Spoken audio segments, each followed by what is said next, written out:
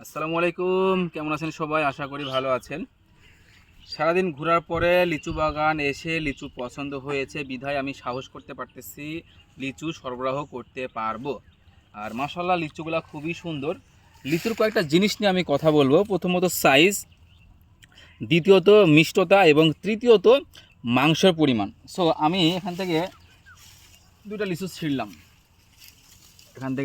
ছিঁড়লাম। আমরা এখন মাংসের পরিমাণটা দেখব, পোকা যাচাই করব এবং দেখব যে টক কিনা।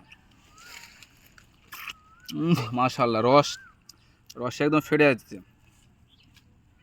দেখেন, লিচুতে পোকা নাই, লিচুর মাংসের পরিমাণ বেশি। এবার দেখব মিষ্টতা। মাশাআল্লাহ, আমার মুখ ভরে গেছে, খুবই ভালো। দেখেন, আঠি পাতলা, তার মানে সব দিক দিয়ে 100-তে 100, ইভেন 100-তে 120। সো এই টাইপের লিচু ইনশাল্লাহ আপনারা পাবেন। সো ভালো থাকবেন সবাই। আসসালামু আলাইকুম।